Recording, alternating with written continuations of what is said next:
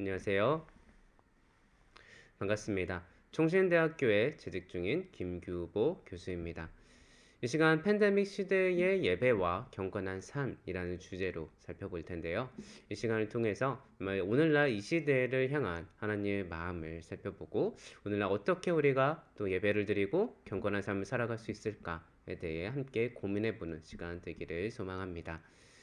네, 우선은 이 팬데믹 시대의 예배와 경건한 삶이라는 이런 주제를 살펴보기에 앞서서 이 팬데믹 시대가 과연 어떠한 시대이냐 먼저 살펴볼 필요가 있을 것 같습니다.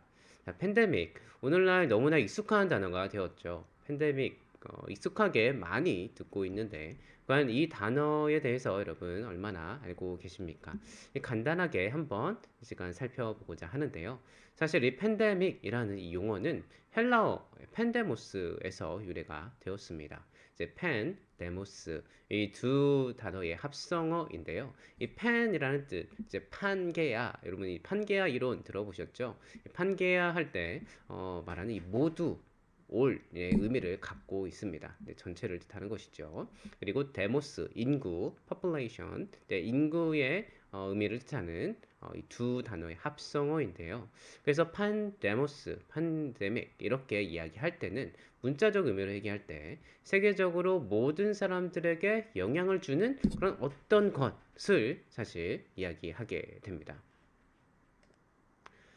그런데 이 팬데믹이라고 알려졌을 때 우리가 단순히 이런 어원적인 의미가 아니라 실제 오늘날 사회에서 사용되고 있는 그런 사회적인 용례가 사실 더 의미가 있겠죠. 그래서 이 팬데믹이라고 하는 이 단어는 사실 세계보건기구 WHO가 설립된 이후에 이 WHO가 선포하는 최고 경고 등급의 세계적인 감염병 유행 상태를 사실 의미하게 됩니다. 그래서 그냥 세계적으로 모든 사람에게 영향을 주는 그런 무언가 그것을 팬데믹이라고 사실 하지 않고 오늘날 이 팬데믹이라고 할 때는 아주 강력한 이 전염병 상태를 사실 의미하게 됩니다. 이 세계보건기구가 발표하고 있는 그런 전염병의 경보는요, 사실 총 6단계입니다. 그 중에 이 팬데믹은 가장 심각한 6번째 단계를 의미하는데요. 사실 이 첫 번째 단계는 동물에 한정되어 있을 때 그 감염병을 이제 1단계로 WHO가 이제 구분하게 됩니다. 그래서 동물에만 이 감염병이 조금씩 나타나게 되고 그것이 2단계로 갔을 때 동물 간 감염을 넘어서 이제 소수의 사람들에게 감염이 시작되게 되면 혹시 2단계 경보를 하게 됩니다. 그것이 조금 더 확산이 돼서 이제 사람들 사이에 이 감염병이 이제 증가하게 되면 3단계가 되고요. 4단계는 그런 사람들 간의 감염이 급속도로 확산되면서 유행이 비로소 막 시작되는 그런 초기 단계를 이제 4단계라고 이야기를 하게 됩니다. 그러면서 이 4단계를 넘어서 급속한 사람 간의 전염을 넘어서 5단계 경보를 하게 되면 이 5단계는요. 이 한 대륙 내에 두 개국 이상의 나라에서 이 전염병이 막 확산이 될 때 이때를 5단계로 분류를 합니다. 그러나 이제 더 나아가서 이제 팬데믹이다 하면 6번째 단계를 비로소 반영을 내리는데요. 이 6번째 단계가 되면 이제 대륙 간 전염이 일어나게 됩니다. 아까 5단계는 대륙 내에서 두 개국 이상의 나라에서 전염병이 막 확산되는 것을 의미하게 되는데 6단계에 이르게 되면요. 대륙 간 두 개 이상의 대륙에 전염병이 막 확산되어 갈 때 이것을 가장 최고 위험 등급인 6단계로 이제 구분을 하고 이런 강력한 전염병을 나타내고 있을 때 이것을 팬데믹을 WHO가 여러 가지 판단을 통해서 얼마나 광범위하게 타 대륙 간에 이제 이 전염병이 확산되어 가고 있는지 또 얼마나 많은 인명 피해가 있는지 얼마나 많이 사망하였는지 이런 부분들을 고려하여서 이 팬데믹 선언을 하게 됩니다. 그렇기 때문에 이 팬데믹의 내용을 한번 이 역사적인 사례를 한번 생각해 보면 이 팬데믹이라는 것은 강력한 전염성이라는 것을 동반해야 하지만 그것의 주체가 꼭 인간이 될 필요는 없다. 다시 말하면 농작물이나 뭐 동식물에 일어나는 그런 전염병을 다 사실 그런 감염 상태를 팬데믹의 한 부분으로도 이제 볼 수는 있다라는 것입니다. 이 역사적인 사례를 보면요. 그러나 우리가 오늘날 이 팬데믹이라고 이야기할 때는 WHO가 여기도 살짝 적어놨지만 1948년에 설립이 되었어요.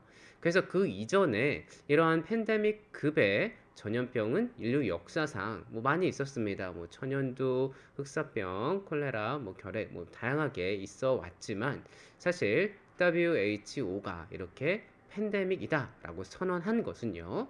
이번에 있었던 코로나19를 포함해서 단 세 가지밖에는 아직은 없습니다. 그래서 뭐 이전에는 뭐 아까도 말씀드렸듯이 천연두, 뭐 흑사병, 뭐 아주 큰 전염병의 모습이죠. 우리가 인류 역사책에서도 많이 보고 있듯이요. 그래서 20세기 넘어서 일어났던 것, 특히 이제 WHO가 설립된 이후에 첫 번째, 가장 먼저 팬데믹이다라고 선언했던 것은 1968년 인플루엔자 팬데믹입니다. 보통 우리가 홍콩 독감이라고 많이 알려졌었죠. 그래서 홍콩 독감, 인플루엔자 팬데믹이 1차 100만 명 이상의 높은 사망률을 기록했던 이 팬데믹 WHO가 설립된 이후에 선언한 구체적인 팬데믹의 시작이었고요. 그리고 2009년에 신종 플루 74개국 이상 뭐 멕시코, 미국, 유럽 뭐 너무나 많이 일어났는데 74개국이나 이 전염병이 확산되었다라고 합니다. 그래서 2009년에 있었던 신종 플루가 또 팬데믹 선언이 되었던 이제 전염병이고요. 그리고 이번에 발생한 2019년 발생한 코로나19가 바로 세 번째 팬데믹이 선언된 경우입니다. 그런데 이렇게 팬데믹이 선언이 되는 것, 이것이 뭐 중요하냐? 우리가 이 전염병 잘 넘기면 되는 거 아니겠느냐? 할 수 있는데요. 사실 이렇게 팬데믹이 선언이 되면서 특히 오늘날 이 코로나19 이 팬데믹은요, 여러 가지 사회 문화의 변화를 야기했습니다. 그래서 과학기술의 발달과 함께 이런 팬데믹 현상이 이루어져서 좀 다양한 우리 삶의 문화의 변화가 있었는데요. 그 중에 한 가지 우리가 좀 생각해 볼 것들, 이 변화로 인해서 우리의 세계관이 달라지게 되고 그러다 보니까 우리가 이 사회를 바라보는 관점 그리고 신앙적인 부분까지 좀 다른 세계관, 다른 신학, 신념들이 막 자연스럽게 우리들 마음 가운데 생기게 되더라라는 것을 보게 됩니다. 그래서 도대체 이 팬데믹 시대에 어떠한 변화가 이루어지고 있는지, 그로 인해서 우리 마음에는 어떠한 변화가 있는지 한번 살펴볼 필요가 있습니다. 자, 우선은 이 팬데믹 시대에 어떠한 사회 문화적인 변화가 있었느냐? 가장 분명하게 우리가 확인할 수 있는 것, 컨택트에서 언택트로 변화가 있었죠. 대면 사회에서 비대면 사회로의 변화가 있었습니다. 컨택트, 대면, 언택트, 이제 비대면, 뭐 이렇게 구분을 하는데요. 사실 우리가 이 코로나19가 이렇게 팬데믹 현상으로 만들어지기 전까지는 우리가 다 만나서 대화를 했습니다. 만나서 교제하고요. 만나서 밥을 먹고, 만나서 같이 학교에서 공부를 하고, 또 속으로 모임도 하고, 같이 모여서 기도하고 예배드리는 이런 모습이 너무나 자연스러웠습니다. 그래서 뭐 지금 이 강의도 영상으로 지금 비대면으로 이 강의가 이루어지고 있는데요. 이런 비대면 강의가 있다라는 것은 뭐 특별한 뭐 사이버 대학이라 아니면 유튜브 뭐 이런 거를 보지 않는 한 사실 뭐 일상이라고 보기는 좀 어려웠습니다. 우리가 일반적으로 학교 뭐 수업을 듣는다. 그러면 학교 가서 대면하여서 뭐 강사의 수업을 듣는 이런 부분들이 뭐 지배적이었고요. 그리고 뭐 교제하는 거, 뭐 밥 먹는 거, 뭐 모든 부분들이 사실 대면으로 이루어졌습니다. 회의도 대면으로 하고 있었죠. 그런 상황이 이 코로나가 터지게 되면서 전부 다 이제 비대면 사회로 이제 변화가 있게 됐습니다.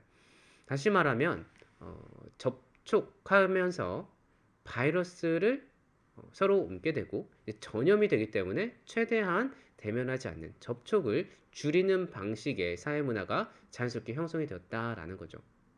근데 이것이 주는 상당한 큰 의미가 있는데 우리가 처음에 만나면 자연스럽게 악수하고 인사하고 또 친해지면 밥을 먹고 뭐 차를 마시거나 커피를 마시면서 대화를 하게 됩니다. 그런데 이 코로나가 생기면서 우선 마스크를 쓰고 대화를 하는 것, 심지어 악수를 하는 것조차 좀 불편한 상황이 됐어요. 다시 말하면 이 방역을 한다, 뭐 예방을 한다라는 이런 측면이 아주 강조가 되다 보니까 내 이웃이요 잠재적 바이러스 보균자가 되었다라는 것입니다. 우리가 그 이전에는 또 성경적인 관점에서 이웃을 사랑한다, 사랑해야 한다. 당연히 너무나 귀한 윤리지요. 그래서 그런 것을 우리가 실천하려고 많은 노력을 성도가 하고 있는데요. 그런데 그 이웃을 사랑한다라고 실천을 했을 때, 뭐 같이 다가가고, 친해지고, 대화하고, 돌보고, 섬기는 이런 모습들이 자연스럽게 모두 대면 형식으로 이루어졌다는 거죠. 과거에는요.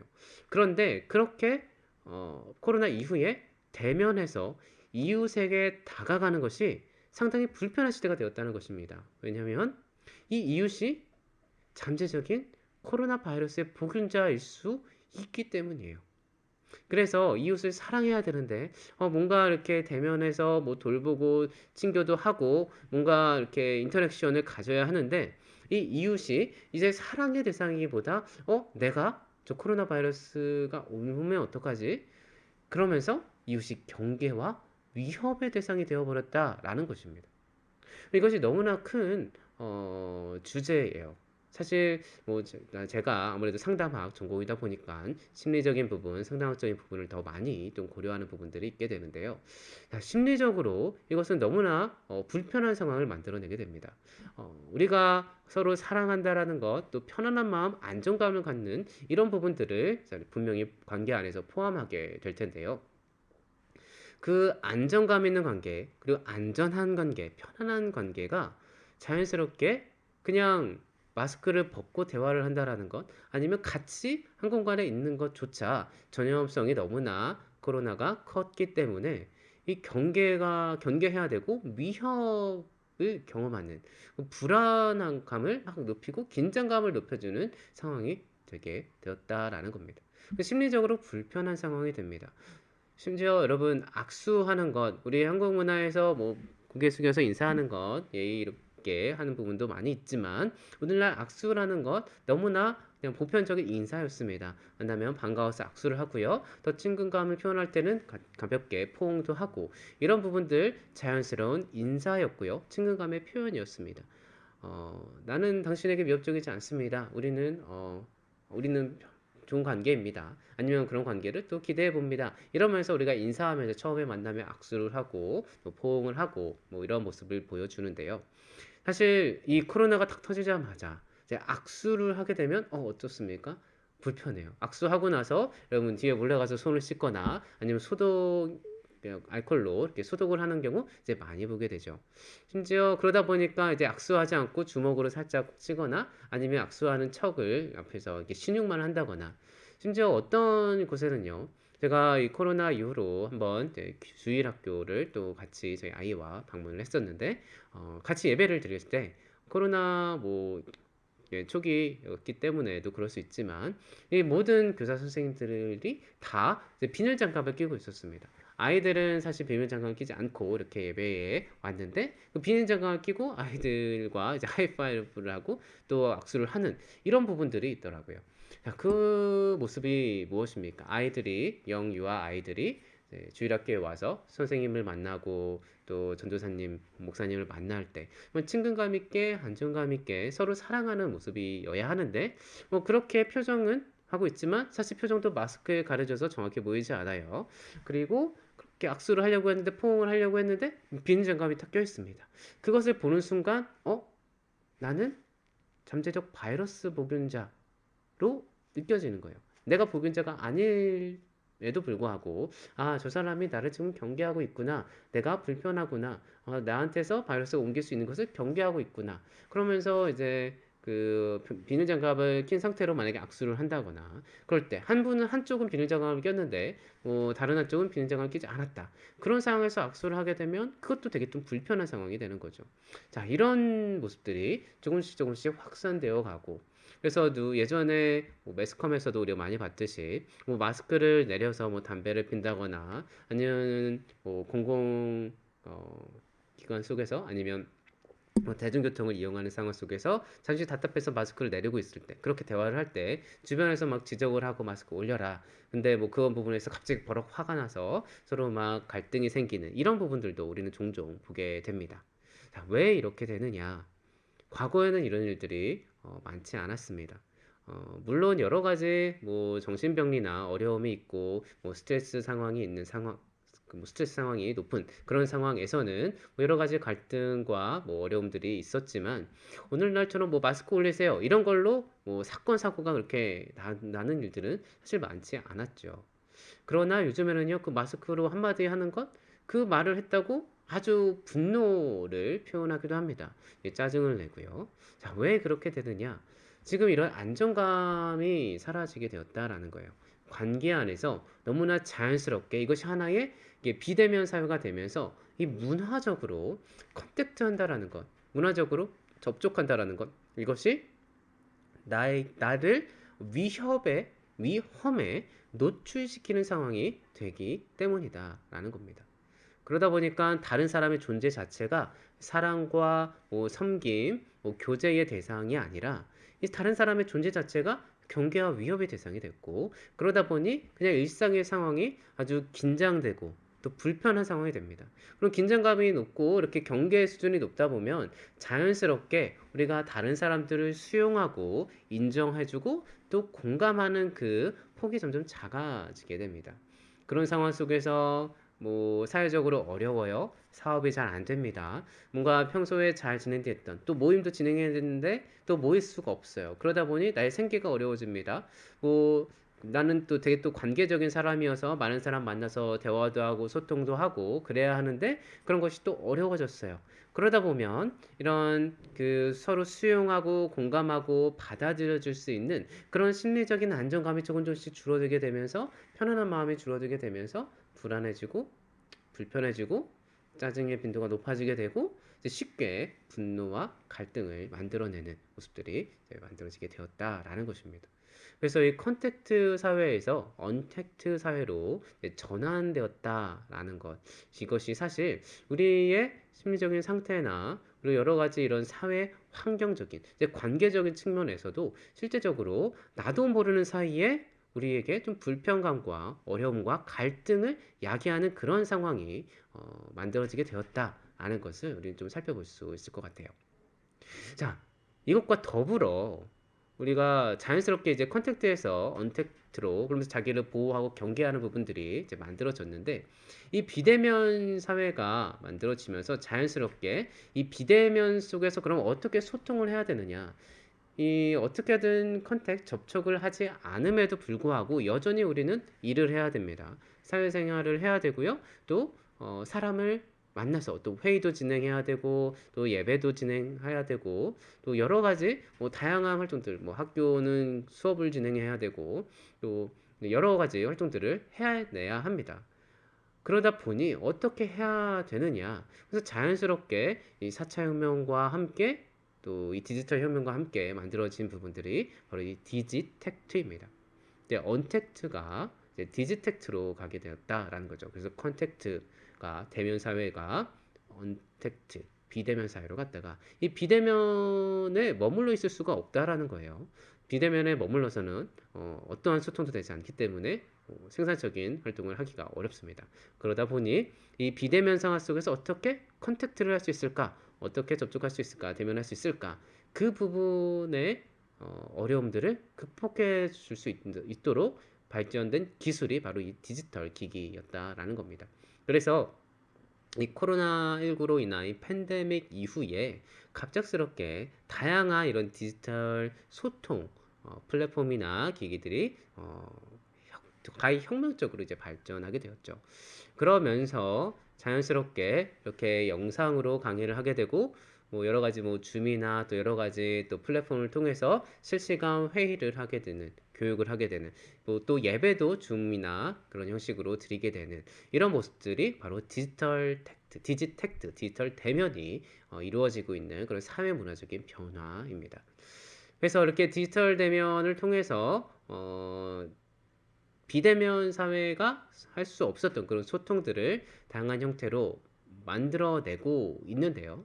사실 이렇게 함으로써 우리가 어느 정도 불안과 위협이라는 것을 또 줄이게 되고 또 소통에 대한 욕구도 서로 충족을 하면서 어느 정도 처음에는 이것이 가능하구나 조금 어색하긴 했지만 불편하긴 했지만 이 디지털 화면을 통해서 같이 한 공간에 있는 것처럼 그렇게 우리의 상상력을 통해서 혹은 영적으로 그런 생각을 해서 같이 예배도 드리고 또 소그룹 모임도 하면서 또 교육도 하면서 실시간으로 회의도 주고받으면서 생활도 주고받으면서 비록 화면이지만 서로 소통할 수 있는 그런 시대가 이제 만들어졌다라는 것입니다. 아주 큰 변화지요.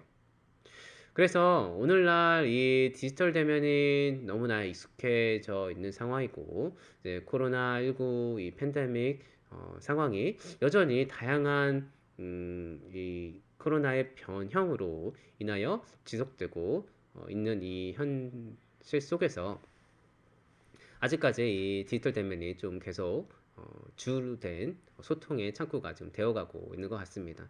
그래서 일부 많은 학자들의 또 이야기들은 이 팬데믹이 종결된 이후에도 그래서 이 코로나라는 것을 우리가 다 이제 집단 면역이 만들어지고 뭐 치료법이나 그 외에 다른 또 예방적인 접근들이 만들어지면서 이것이 다 극복됐다 할지라도 결국 이 디지털 대면의 형식과 이 또 비대면에 대한 욕구 이런 부분들은 산성과는 사라지지 않을 거다. 이미 이 디지털 대면이 하나의 문화가 되었고 그것을 통해서 경제적인 부분, 뭐 시간적인 부분에 있어서 많이 효율적인 부분들을 우리가 또 실제로 경험한 부분들이 있기 때문에 이 대면했을 때 갖고 있는 그런 아날로그식의 대면이 줄 수 없는 그런 아날로그 대면이 주는 그런 부분들을 디지털 대면이 다 보완해 줄 수는 없지만 이런 효율성과 또 경제성 이런 부분들을 고려해서 팬데믹이 종식된 이후에도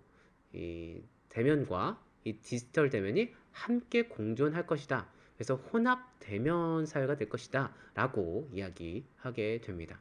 이 혼합 대면, 그래서 믹스드 텍트 뭐 이런 용어가 요즘 또 나오게 되는데요. 이런 혼합 대면 상태는 우리가 뭐 만약에 강의를 한다. 그러면 강의실에 올 수 있는 분들은 현장에 와서 강의를 듣는 겁니다. 그래서 같이 소통을 하는 거예요. 그러나 그와 동시에 영상 기기를 또 마련해 놓고 뭐 줌이나 실시간 소통을 할 수 있는 이런 플랫폼을 통해서 혹은 뭐 메타버스 같은 뭐 메타버스 이후에 잠시 후에 그 용어에 대해서 말씀드리도록 하겠습니다. 그런 뭐 인터넷 플랫폼을 만들어서 거기서 소통하는 그래서 그런 분들도 같이 또 수용하는. 그래서 지금 나는 여기서 한국에서 뭐 서울에서 강의를 하고 있지만 저쪽 뉴욕 땅에서 시간 맞춰서 동시간에 접속을 해서 같이 소통할 수 있는. 그러나 여기 현장에 있는 사람들과 또 디지털 상에 있는 사람들이 또 같이 소통하는. 심지어 더 나아가서 가상현실에 있는 그런 사람들도 같이 여기에 참가해서 소통할 수 있는 그런 상황들이 점차 만들어지고 있다. 그렇게 우리는 볼 수 있을 것 같습니다. 그래서 이 팬데믹 현상이 이러한 사회의 변화, 소통 방식의 변화, 그리고 공간을 사용하는 이런 방식의 아주 큰 변화를 사실 야기해 왔다라는 것 우리가 확인해 볼 필요가 있습니다. 자, 그런데 여기서 참 좀 재미난 일이 생겨요. 이러한 그 사회 문화가 이렇게 컨택트에서 언택트, 그래서 언택트에서 디지텍트 이렇게 조금씩 기술을 통해서 발전되어 가고 변화되어 가면서 그래서 컨택트의 방식이 이렇게 조금씩 달라지면서 자연스럽게 과거 철학자들이 시몬라크라고도 하고요. 이 시몬라크라고 말했던 뭐 보들리안이나 뭐 둘레즈 뭐 이런 분들이 처음에 뭐 TV나 이런 미디어 이런 부분들이 만들어지면서 이미지로 이제 본체가 대체되는 이런 현상들에서 이야기했던 부분들이 오늘날 아예 정말 삶으로 실제적으로 또 구현이 되면서 그리고 더 현실적으로 그것이 구현이 되면서 이 시뮬라크라는 것이 오늘날 다양한 형태로 지금 우리의 일상 가운데 만들어지게 되었다라는 것을 보게 됩니다. 이 시뮬라크르, 시뮬라크라, 이렇게 얘기할 때, 이게 무슨 용어지? 지금, 잘, 감이 안 오시는 분도 계실 것 같은데요. 이 시뮬라크르라는, 실제로는 존재하지는 않습니다. 그러나, 원본을 토대로 만들어낸 하나의 이미지예요. 그래서, 근데 그 원본을 기초로 해서 만들어낸 이미지 혹은 상사, 혹은 아바타라고도 이제 표현될 수 있겠죠. 이런 부분인데, 이것이 실제 원본이 갖고 있는 의미와 원본의 가치, 원본의 기능을 이제 구현하다 못해 그것을 더 넘어서는 그런 의미와 가치를 만들어낼 때 그것을 시뮬라크라라고 부릅니다. 시뮬라크라. 근데 오늘날 이 현대 사회가 이 디지텍트로 이루어지게 되면서 너무나 많은 사회 현실 그리고 디지텍트가 이루어지는 곳에 이 시뮬라크라가 만들어지고 있다는 거예요. 특히 오늘날 이 현대사회는 스마트폰을 매개로 이 시뮬라크라가 아주 즉각적으로 구현되고 있는데요. 그러다 보니 자연스럽게 이 나의 현실상의 자아와 이 디지털 세계상의 자아가 구분이 안 되고 모호해지고 더 나아가서 이 디지털상에 나타나는 그런 이미지들이 나를 대체하는 그런 현상까지 나타나게 된다는 것입니다. 그래서 실제 원본은 난데, 이 원형은 난데, 이 인터넷상에서 떠도는 나의 이미지가 어떤 나의 사진이 나의 아이디나 나의 아바타가 나를 대체해서 나의 아바타가 나의 기능을 하고 실제로 그래서 나의 현실의 모습과는 좀 다른 모습으로도 실제로 기능하고 그런 존재로 살아갈 수 있는 그런 사회가 자연스럽게 구현되었다라는 겁니다. 네, 조금 더 쉽게 이해하기 위해서 쉽게 말하면 나의 원본을 대체하는 그런 이미지들이 그런 대체물들이 하나가 인터넷상에서 혹은 메타버스 이런 상에서 만들어지게 되고 그것이 나로서의 가치를 갖게 되었다라는 거예요. 매트릭스 혹시 보셨습니까? 매트릭스라는 영화 너무나 유명한 영화죠. 이 영화의 예를 잠깐 들어보면 이 매트리스 세계에서 실제로 존재하는 사람의 현실은요. 이 컴퓨터 시스템으로 전파 자극을 뇌에 이렇게 딱 받고 있는 그런 존재에 불과합니다. 매트리스가 만들어낸 이런 알 같은 그런 기기 안에서 이렇게 신경 자극을 받고 뇌 자극을 받아서 그 뇌파를 통해서 인식하게 되는 뇌 신경계를 통해서 내가 지금 밥을 먹고 있구나. 내가 지금 일을 하고 있구나. 내가 무엇을 보고 있구나 이런 것을 경험하는 그냥 신경계로부터 이루어지고 있는 이런 자극에 반응하고 있는 그런 존재일 뿐입니다. 그런데 실제 현실은 그러한데 내가 그 매트리스 안에 있을 때 인식하는 자기는요. 내가 예를 들면 내가 만약에 변호사로서 그 재판을 같이 진행하고 있습니다. 아니면 나는 스테이크를 자르고 있습니다. 근데 실제로 매트리스 안에 있는 내 이미지, 나의 아바타는 그렇게 생활하고 있는데 그 모습이 다른 사람들도 다 그 매트리스 안에서 자기들의 아바타를 보이면서 소통하고 있잖아요. 그래서 그런 현실이 진짜 자아가 되고 자기를 대체하는 상황이 돼서 그 아바타와 아바타가 만나서 서로 소통하고 그러면서 관계를 맺고 그래서 실제로 나의 존재와는 상관없는 나의 존재보다 더 나로서 기능하는 또 다른 존재가 이 매트리스 세계 안에서 만들어지게 된다라는 것이죠. 그래서 실제로 이 영화에서는 그래서 정말 너가 이 매트리스 영화에서 만들어내는 그 현실은 막 시궁창 같은 곳에서 쥐 잡아먹고 되게 어렵게 생존의 위협을 받는 그런 현실이지 않습니까? 그런 현실을 살게 되는데 이 매트리스 세계 안에 내가 딱 들어가면 이 인터넷 세상 안에 쉽게 얘기하면 이 매트리스가 만들어내는 그런 전파 자극 세계 안에 내가 들어가게 되면 그냥 내가 원하는 대로 그런 고통도 없이 그냥 매트리스 안에서 그냥 행복하게 적절한 긴장감 가운데 내가 이 매트리스 안에 있는 줄도 모르고 인터넷상에 있는 줄도 모르고 그냥 이런 메타버스 상에 있는 줄도 모르고 그냥 내가 행복하게 살아갈 수 있다는 거예요.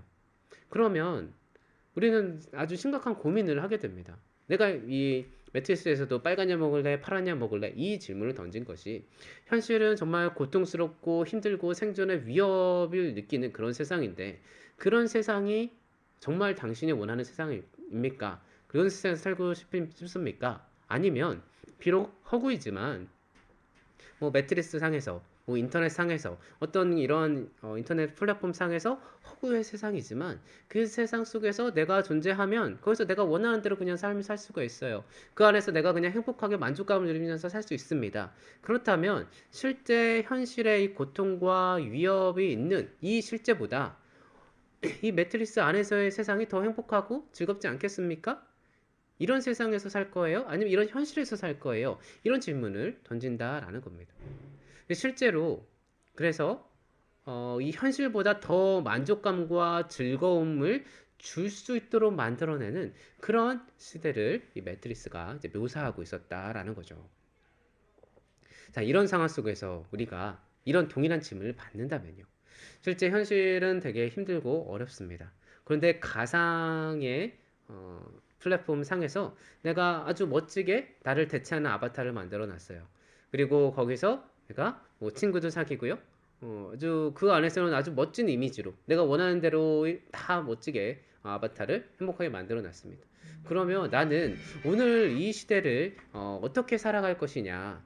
그냥 힘들고 어렵게 만족감 없이 재미없게 살아가는 이 현실이 좋아서 이 현실 속에서 있는 시간을 더 많이 둘 것이냐? 아니면 이런 아바타, 비록 아바타지만 그 가운데서 내가 만족감도 얻고 희열도 느끼는 이 세계 속에서 살아갈 거냐? 이런 본질적인 질문을 우리에게 던진다라는 거예요. 자, 여러분은 어떤 선택을 하시겠습니까? 그런데 지금 이 우리가 살아가고 있는 이 시대가요. 이 스마트폰을 매개로 자연스럽게 이 시뮬라크를 구현하고 있다는 것입니다. 너무나 자연스럽게 하나의 문화로서 이 시뮬라크를 만들어내고 있다는 거예요.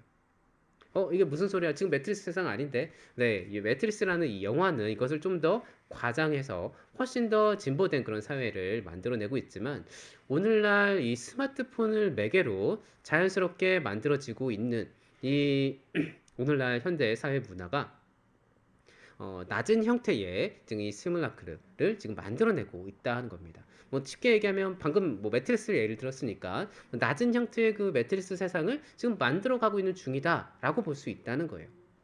여러분 과거에는 이 스마트폰이 스마트폰 중독이다 이러면서 많이 문제를 이야기를 제시했었죠. 그러나 오늘날은 스마트폰 과의존, 뭐 중독 과거에는 처음에 스마트폰이 보편화되면서 너무나 많이 그것이 매스컴에도 그런 문제점을 시사하고 있고 그렇지만 오늘날은 과거처럼 스마트폰 과의존이다, 중독이다 이런 소리들이 이전처럼 많지는 않습니다. 물론 여전히 스마트폰 과의존은 심각한 문제입니다.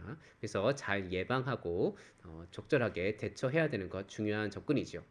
그런데 오늘날 그렇게 이야기하는 사람들이 많지 않아졌어요. 왜 그럴까요? 특히 젊은 세대들에게는 더더욱 그러한데요. 이 스마트폰은 이제 문화가 되었기 때문입니다. 혹시 지금 이 강의를 듣고 계신 분들 중에 스마트폰이 없는 분 계실까요? 아마 없으실 것입니다. 오늘날 이 스마트폰은요, 현대 사회를 특히 한국 사회에서 살아가는데 젊은 세대들에게는 정말 필수품입니다. 뭐 젊은 세대들뿐만이 아니죠. 2019년 조사에 의하면요, 대한민국의 이 스마트폰 보급률은 이미 19년도에 세계 1위라고 그래요. 95%라고 합니다.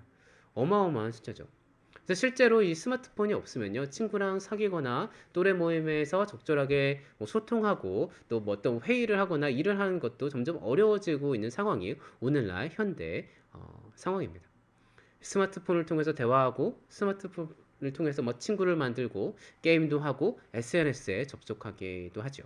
그래서 심지어 같은 공간에 있어서 대화를 하고 있을 때도 실제 육성으로 말하기보다 스마트폰을 통해서 소통하고 하는 사람들이 또 많이 있습니다. 그래서 오늘날 이렇게 스마트폰이 일상이 되어버린 오늘날 이 신인류를요, 이제 포노 사피엔스라고 해요. 포노 사피엔스. 그래서 핸드폰 인간.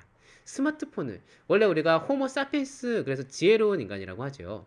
근데 그 지혜로운 인간이라는 단어를 넘어서 여기 제가 써놨는데요. 호모 사피엔스 지혜로운 인간을 넘어서 스마트폰 그래서 지혜가 있는 폰을 쓰는 인간 그래서 스마트폰이 우리 삶의 일부가 되어버린 그런 현대 인류를 지칭하는 그런 용어처럼 우리가 사용되고 있습니다. 그만큼 오늘날 이 스마트폰이라는 것이 이 우리 인간의 현대인의 정체성을 규명하는데 아주 중요한 역할을 하고 있다는 것을 지금 보여주고 있습니다. 사실 그것이 본질이 아닌 정체성임에도 불구하고 이 스마트폰이라는 것이 우리 인간을 이해하는데 아주 중요한 도구가 되었다라는 거예요. 자, 그런데 이 스마트폰을 용도로 여러분 무엇을 가장 많이 하십니까? 또 많은 사람들 우리 통계적으로 보면요. 최근 통계를 봤을 때 얼마 전까지만 해도 네, 1위가 게임이었다고 합니다. 근데 지금은 1위가 SNS가 됐고요. 2위가 게임이 되었어요. 자, 스마트폰으로 보통 게임이나 SNS 이런 걸 가장 많이 하게 되는데요. 자, 이런 스마트폰을 통해서 오늘날 자연스럽게 이 메타버스 세상들이 이렇게 하나하나씩 만들어지게 되고 그러면서 우리들의 세계관 이런 것이 막 변화가 이루어지게 돼요. 자, 우선은 메타버스라고 이야기를 했을 때 이 메타버스란 메타 어떤 것을 뭐 뛰어넘는 어떤 것 상위의 이런 개념이고요. 벌스, 유니버스. 그래서 오늘날 이 현실을 뛰어넘는 그런 현실 공간 넘어서의 현실과 연결된 이 세상. 그래서 인터넷 세상이나 어떤 뭐 가상 현실, 증강 현실 이런 부분들을 지칭하는 용어가 이제 메타버스입니다. 아까 제가 말씀드렸던 시뮬라크러 이것은 철학적인 용어인데요. 그런 철학적인 용어가 오늘날 이 메타버스라는 개념으로 더 널리 알려져서 아예 그렇게 시뮬라크가 구현되고 있는 그 세상 그래서 메타버스다라고 이해하시면 될 것 같습니다. 근데 이 메타버스가 이미 지금 우리들의 일상 가운데 그냥 많이 잠식돼 있어요.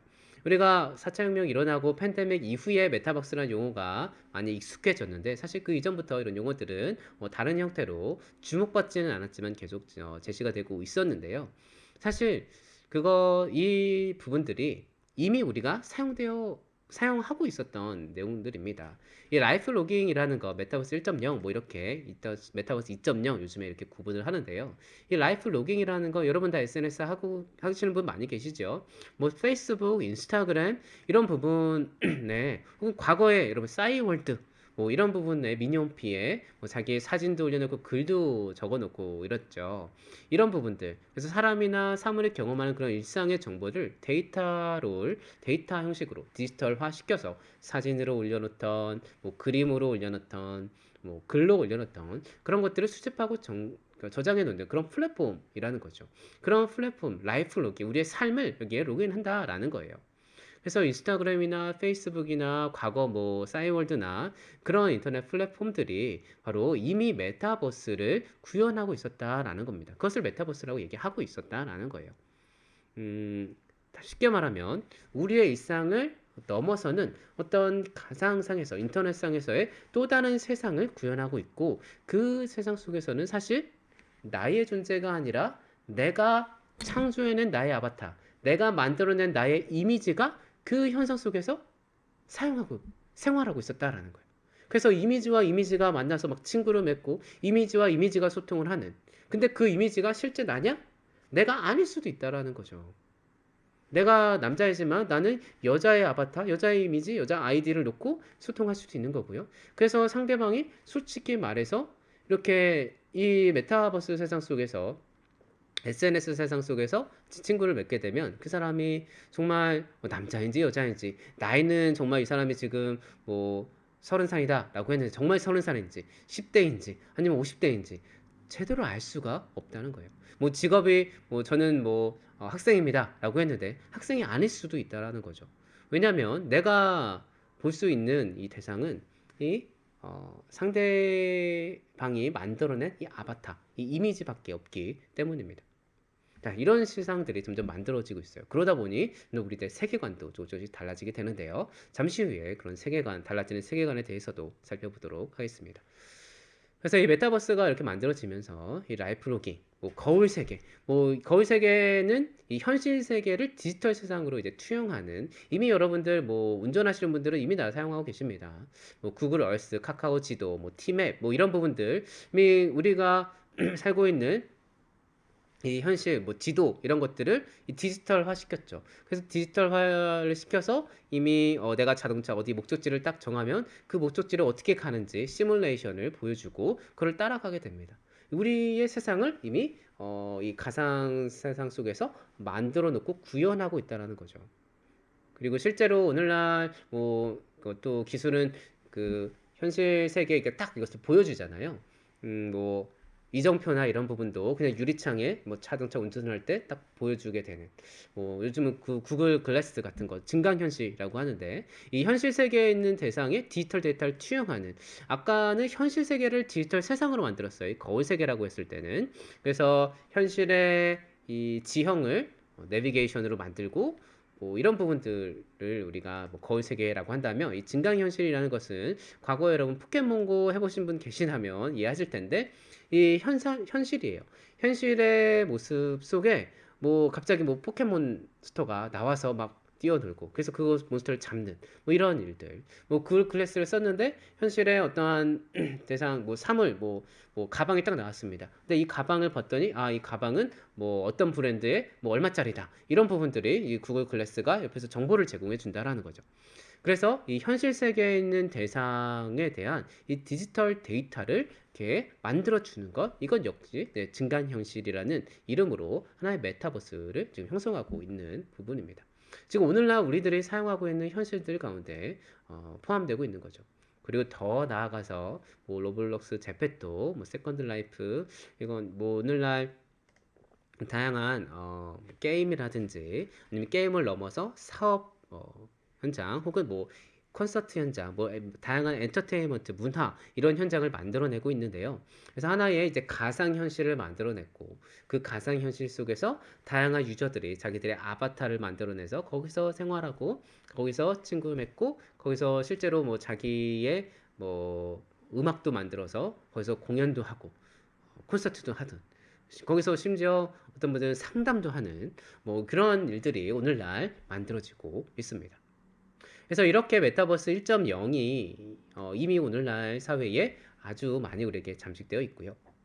이런 것이 더 확장되어 가면서 메타버스 2.0이 조금씩 만들어지고 있는데 결국 이 현실이 가상현실과 혹은 증강현실과 현실의 구분이 점점점 모호해지면서 이 두 가지의 뭐 긍정적인 부분들을 같이 활용하는 그래서 미래 공간이 떻게 될지는 아직 모르겠지만 그것을 디지털 리얼리티라고 이야기를 하는데요. 그래서 extended reality 그래서 스마트폰을 대체하는 뭔가 가상현실과 이 증강현실 그리고 현실을 연결해준 어떤 플랫폼을 지금 계속 뭐 창조해 가고 있는 중입니다. 네, 기술 쪽에서 기술 개발을 그렇게 하고 있죠.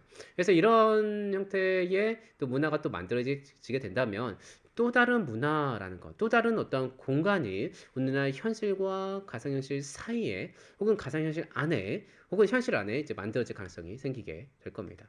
그렇다면 우리가 지금 경험하는 인간이라는 존재가 나는 지금 이 현실을 살아가고 있지만 이 가상현실 안에서의 나, 그리고 이런 뭐 증강현실 안에서의 나, 그리고 내가 만들어낸 인터넷 플랫폼 안에서의 나, 이 나가 정말 나인지 만 구분할 수 없고 이제 상대방은 그러한지 구분할 수 없는 그런 그 상황 속에서 다양한 사건 사고가 만들어지는 이런 일들이 실제로 생기게 된다라는 겁니다.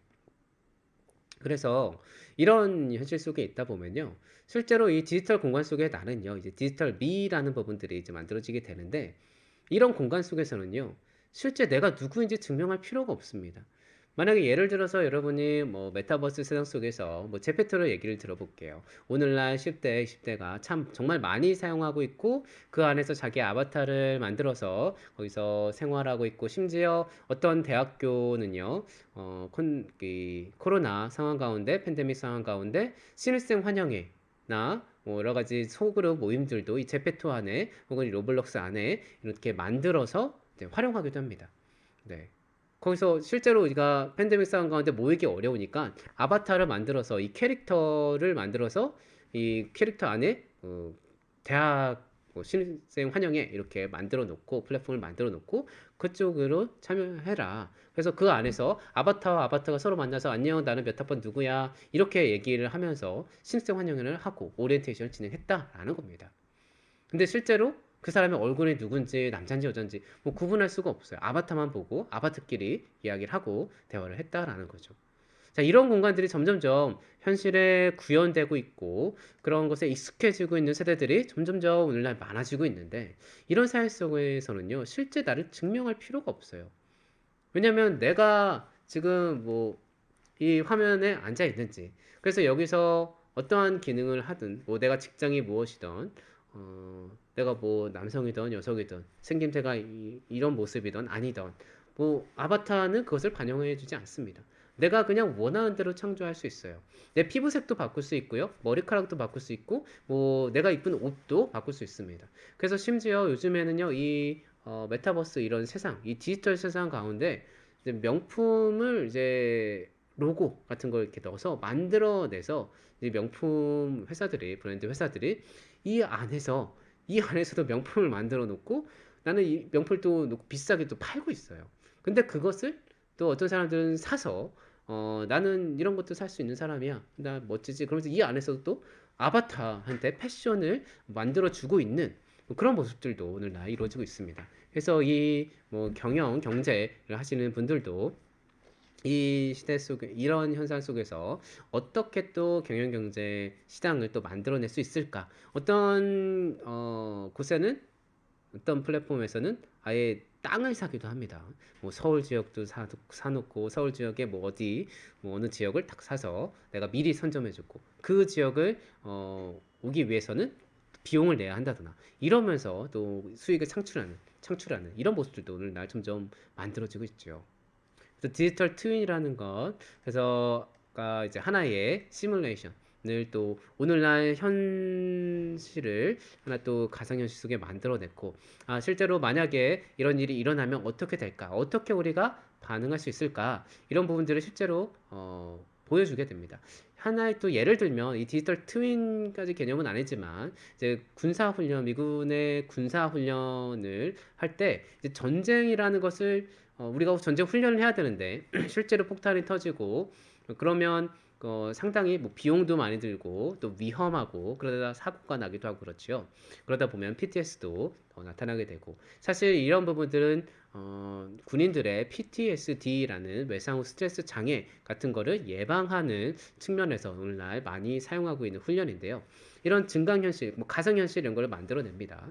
그리고 그래서 그 안에서 적이 나오고요. 거기서 폭탄도 터지고 거기서 사망한 뭐 동료나 아니면 팔이 부러지거나 뭐 네, 그렇게 사고를 당하는 그런 대상들을 이제 가상현실로 경험하게 됩니다.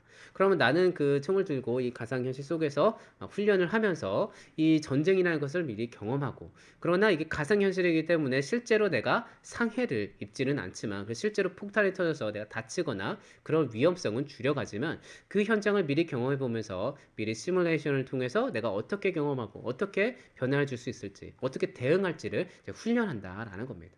근데 이런 부분들을 아예 내가 가상의 아바타를 통해서 이런 상황 속에서 아 이런 일이 일어나면 이렇게 되겠구나 이런 것을 가상의 아바타를 통해서 미리 경험하고 그것을 통해서 우리 일상에 적용하게 되는 실제 현실에 적용하게 되는 이런 부분들도 오늘날 점점 사용되고 있습니다. 이런 그렇게 메타버스가 점점 이제 성장해 가고 있고 발전해 가고 있는데 이렇게 메타버스가 만들어지면서 참 다양한 이제 변화들이 있어요. 실제로 여러분 그 아까 스마트폰 이야기하면서 여기까지 오게 됐는데요. 스마트폰을 통해서 가장 많이 하는 게 뭐 SNS, 뭐 게임 막 이랬는데 실제로 아까 SNS 얘기했듯이 SNS 상에서 만나는 친구 우리가 뭐 많은 분들은 뭐 몇천 명 이렇게 친구를 만들어내고 있는데 그 친구가 정말 친구인가요? 그래서 그 친구가 나는 누구입니다 하면서 나한테 대화를 걸어와서 만나자고 하면 만날 수 있습니까? 그럴 수 없어요. 왜냐면 그럴 수 없는 경우가 많습니다. 왜냐면 현실에 나와 내가 창조해서 이 인터넷 플랫폼 상에 SNS 상에 내가 좋은 사진만 올려놓고 행복한 사진 올려놓고 또 매력 있는 그런 모습만 올려놨는데 갑자기 그런 모습만 보다가 때로는 뽀샵 해가지고 포토샵 해가지고 이렇게 멋지고 예쁜 모습 능력 있고 막 이런 모습 올려놨는데 갑자기 전혀 다른 사람이 만나서 나의 실제 모습을 보게 되면 이게 좀 부담스럽기도 해요. 그리고 상대방도 실제로 그 사람이 만나자고 했는데 난 팬이에요 라고 만나자고 했는데 그 팬이 범죄자일 수도 있고요. 뭐 알 수가 없습니다. 그래서 이렇게 불안한 상황 속에서 서로가 진짜 자기의 모습을 보여주지 않는 것이 자연스럽고 하나의 문화가 되었고, 그런 상황 속에서 실제 현실에서 접촉을 하고 대면을 한다라는 것, 이건 상당히 큰 부담과 위험을 가질 수 있게 되는 거죠. 그런데 이렇게 이런 세상이 점점 만들어지고 있는데, 이런 세상 속에서 이것을 그냥 하나의 문화로서 즐기면서 이거 여기에 적응해 가고 있는 사람들이 너무나 많이 있다라는 거예요. 특히 오늘날 청소년, 청년들 세대들 가운데요. 실제로 한 청소년이요, 이제 학교에서 왕따를 당하고 있었습니다. 상담에서 이른데, 한 청소년이 왕따를 당하고 있었어요. 네, 친구도 없고요. 학교 공부도 재미가 없습니다. 학교에 다니는 의미도 도무지 발견하지 못했어요. 그래서 친구들에게 무시당하고 선생님도 뭐 나몰라라 하고 이제 부모님도 뭐 맞벌이하고 정신없이 생활하시면서 공부 안 하다고 많이 구박도 하고 혼도 내고 막 이랬어요. 이런 현실을 살고 있는 이 친구가 딱 방에 들어와서 이제 컴퓨터 게임에 딱 접속을 합니다. 그러면서 이 메타버스, 이 게임 속 세상에 이제 들어가게 되죠.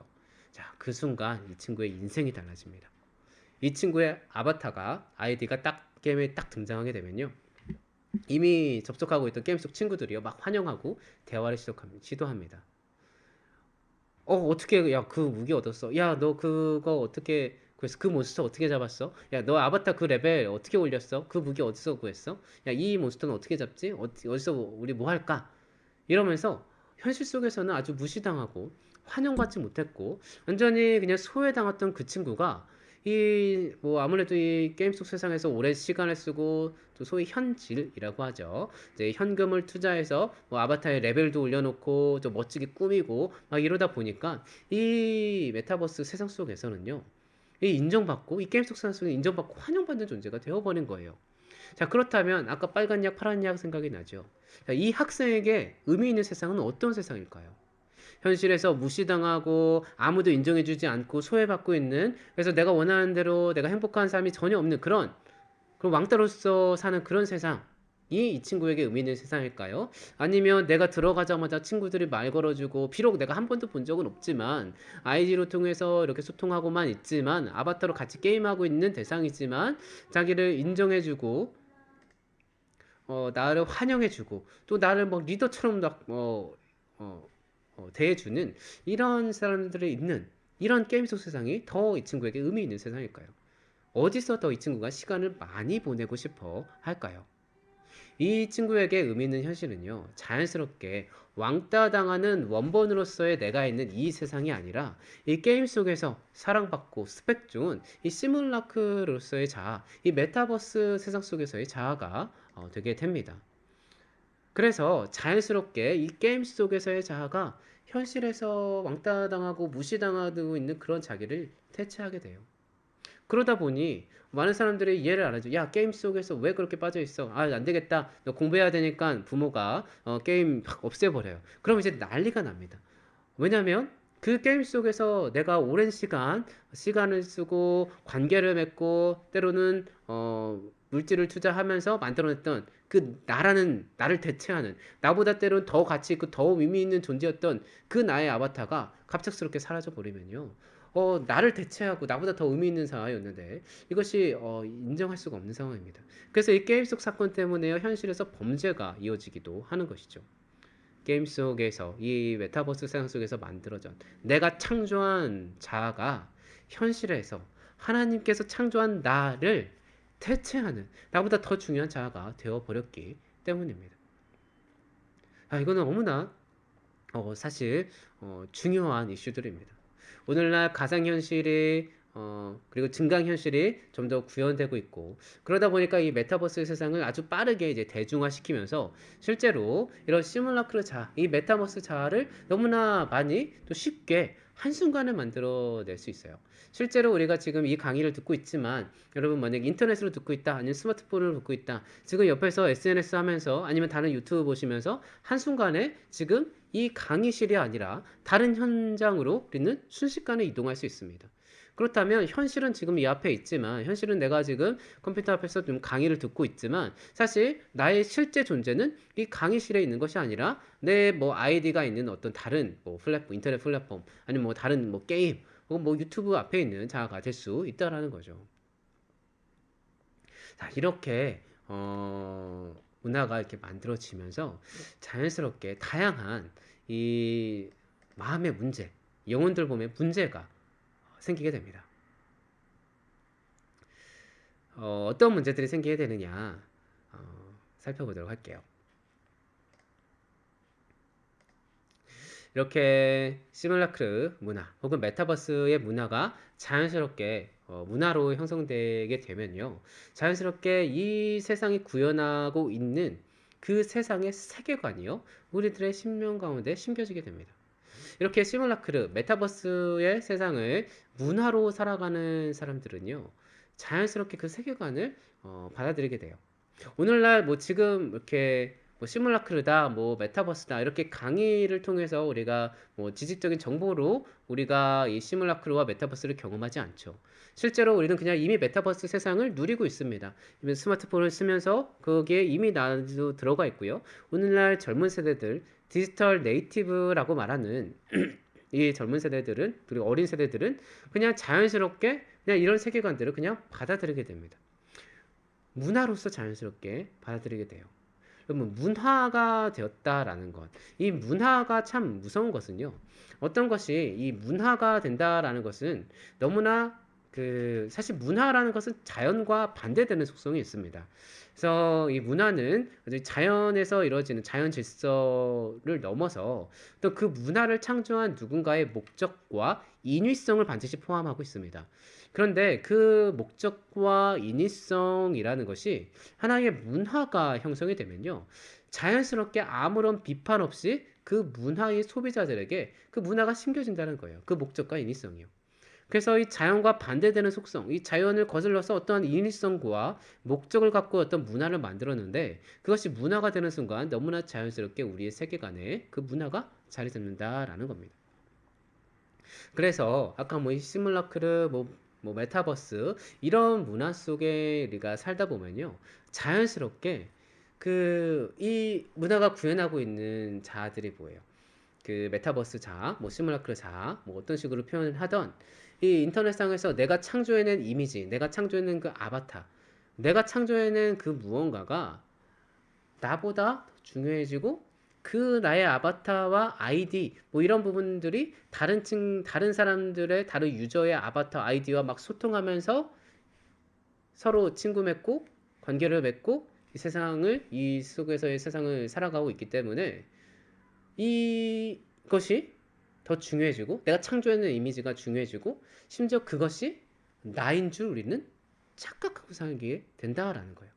그러다 보면 실제 자기의 원본이 어떠하든지 내가 지금 무엇이든지 상관이 없어집니다.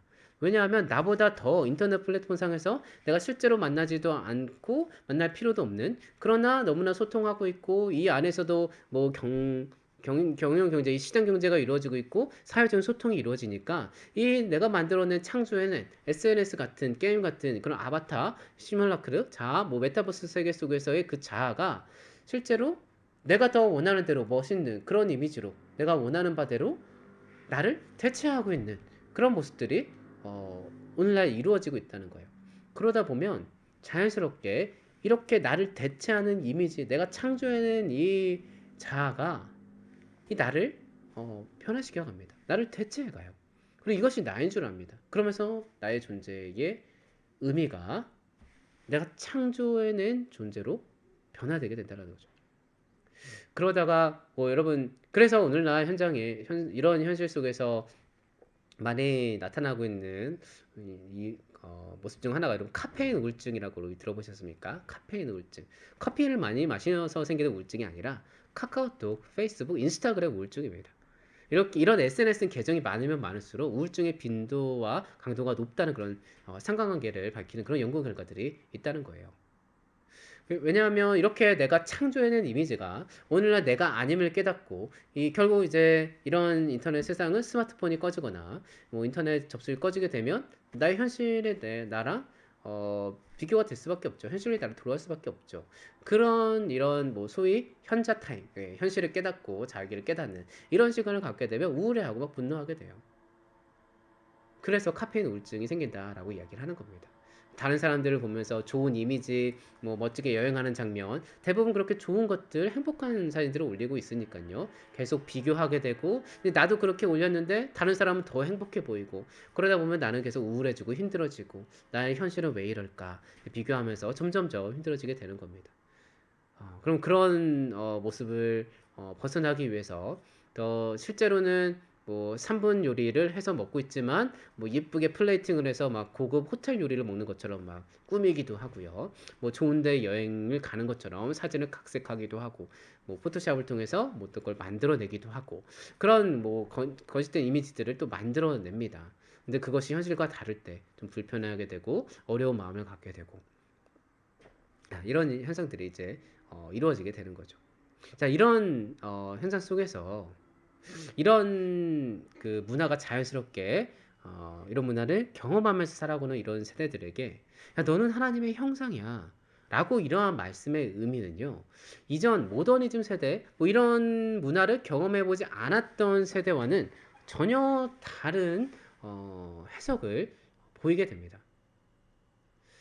사실 내가 원하는 대로 만들어낸 이미지들 그런 것들이 나를 대체하다 보니까요 이런 세계관의 변화가 생겨요. 그래서 만약에 우리가 그냥 이러한 문화를 자연스럽게 경험하지 않은 그런 대상들은요 보통 모더니즘 아날로그 세대라고 하죠. 이런 세대는요 하나님의 형상이다 라는 이 얘기를 들으면요 어떤 생각이 듭니까? 아, 내가 하나님의 형상이구나. 그렇다면 나의 원본 대신, 나의 원형 대신 하나님이 어떠한 존재이신지 궁금하게 되고, 아, 내가 그 하나님의 형상으로 창조되었으니까 원본 대신 그분을 바라보며 그분을 닮아가야겠다. 이런 실천적인 윤리가 자연스럽게 도출이 됩니다. 만약에 방금 하나님의 형상으로 창조되었습니다 라는 이 얘기를 들으셨을 때 이런 생각이 자연스럽게 이어지신 분 계시다면요 지금 뭐 스마트폰을 통해서 뭐 메타버스 세상을 경험하고 뭐 이런 경험을 하고 있지만 사실 모더니즘적 세계관에 그리고 모더니즘적 교육과 그 문화에 더 익숙하시다라고 보셔도 좋습니다.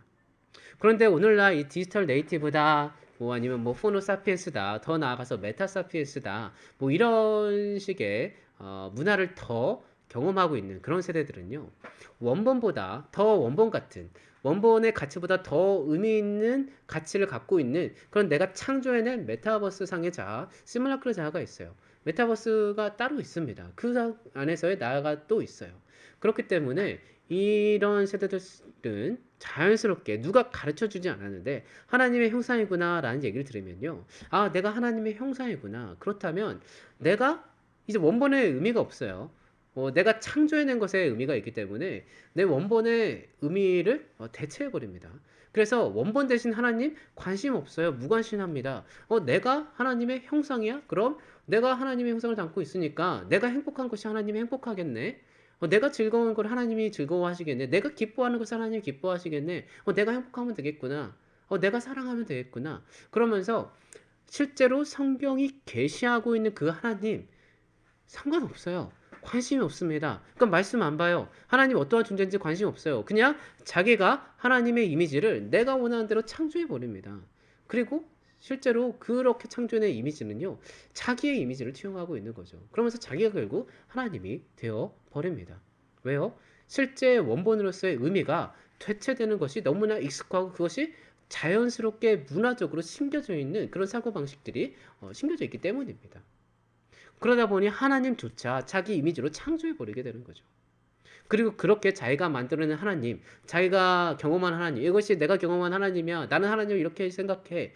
그러면서 실제 성경이 계시하고 있는 하나님과 전혀 상관없이 그냥 그 하나님을 자기의 하나님이라고 믿고 이제 왜곡된 신앙생활을 할 수도 있게 되는 겁니다. 이것을 엄밀하게 신학적으로 바라보게 되면요. 우상숭배가 되는 겁니다.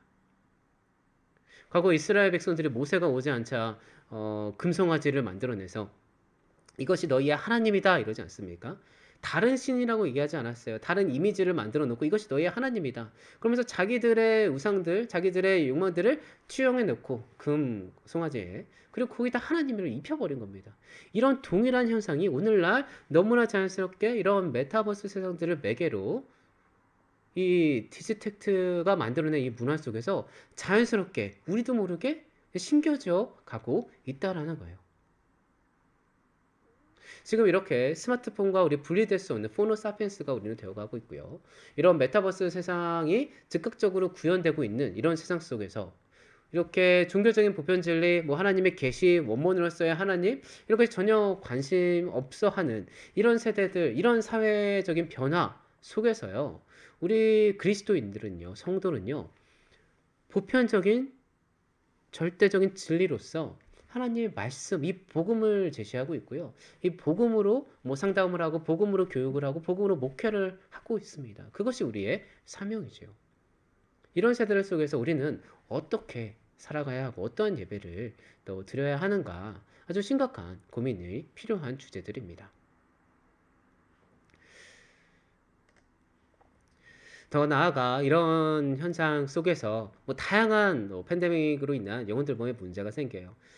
과유전 아까 이야기 드렸고요. 말씀드렸고 또 어떤 분들은 이런 세계관의 변화 지금 이렇게 말씀을 드렸는데 이런 마음의 변화, 세계관의 변화 외에 또 여러 가지 아주 현실적인 문제들이 생겨나게 됩니다. 어떤 계층들은요, 이 디지털 문화와의 단절을 경험합니다. 네, 과의전 현상은 뭐 너무나 뭐 중독 현상이니까요. 이거는 넘어가도록 하고요. 디지털 문화와의 단절을 경험해요.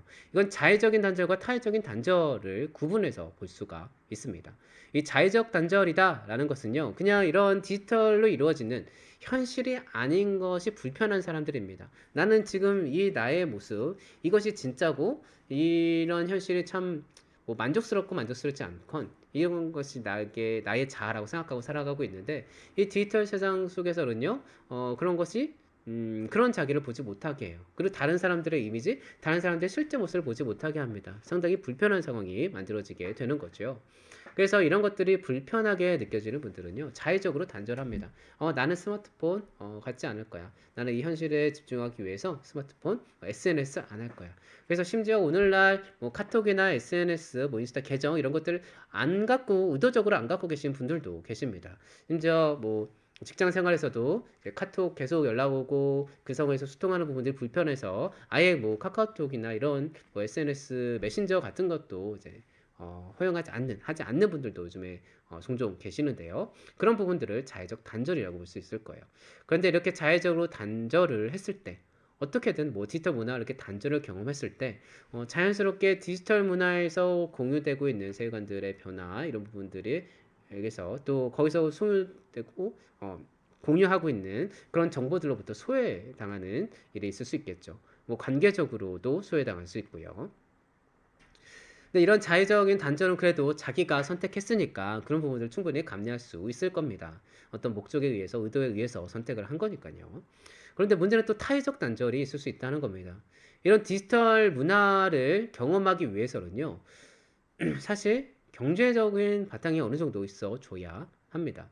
음, 아까 스마트폰 보급률이 우리나라가 95%다. 뭐 지금은 더 그 이상이 되어 가는데요. 어마어마한 숫자죠. 그런데 뭐전 세계적으로 봤을 때 이 스마트폰의 보급률이 그러하냐? 사실 그렇지 않습니다. 우리 한국이 뭐 아무래도 IT 강국이고 그러다 보니까 좀 더 이제 극단적인 그래서 세계 1위의 보급률을 하고 있죠.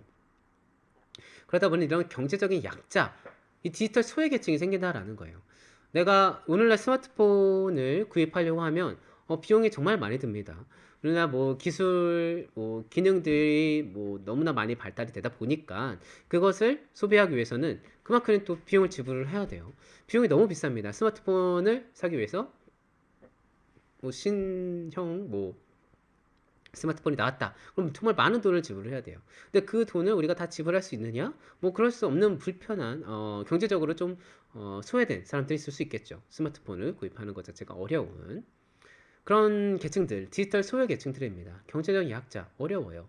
영유아? 영유아는 우리가 좀 보호하는 입장에서 이 스마트폰을 뭐 보여주지 않을 수도 있지만 실제로 스스로 이 스마트폰이라는 것을 사용하기 어려운 대상이고요. 뭐 노인, 장애인, 뭐 어르신들 같은 경우에 쉽게 이 기기에 대한 변화에 대한 또 불편함, 그리고 또 눈도 때로는 안 보일 때도 있을 거고요. 이런 뭐 직관적으로 이 스마트폰 시스템이 또 잘 이해가 안 되는 경우가 있을 수 있고, 뭔가 또 배워야 되는데 배움에 대한 또 불편함이 또 있을 수 있습니다. 내가 살아왔던 인생과 너무 다르니까요. 그러다 보면 이런 것들이 단절감을 경험할 수 있습니다. 뭐 장애를 갖고 있을 경우에도 그럴 수 있겠지요. 그래서 이런 타의적인 단절이 자연스럽게 또 디지털 문화와의 접촉을 또 막는 일들이 있게 됩니다. 그런데 이 사회가 자연스럽게 팬데믹이 되면서 아까 디지텍트 이야기했죠. 디지텍트가 하나의 문화로 자리 잡게 되고, 이 팬데믹이 끝난 이후에도 혼합 현실이 이루어지게 되면서 이 디지텍트가 하나의 또 보편적인 소통의 방식으로 만들어지게 된다면, 이렇게 소외된 대상들은요, 이런 디지털 약자들은요, 사실 지속적으로 이 단절감과 소외감, 어떤 뭐 또 다른 계층의 계층적인 소외를 여기서 경험할 수 있다라는 것입니다. 이런 문제들에 대해서 사실 우리가 예방과 대안을 지금 제시할 필요가 있습니다. 이런 상황 속에서 예배를 어떻게 드려야 하느냐, 그리고 어떠한 교회의 실천이 필요하고, 또 우리는 어떠한 경건의 삶이 필요할까, 이런 고민들을 해나가야 될 필요가 있겠죠. 그리고 더 나아가서 이러한 문화의 단절로 인하여 자연스럽게 물리적인, 심리적인, 사회적인, 문화적인 관계의 단절 만들어질 수 있습니다. 네, 이거는 뭐 너무나 자연스러운 모습이지요.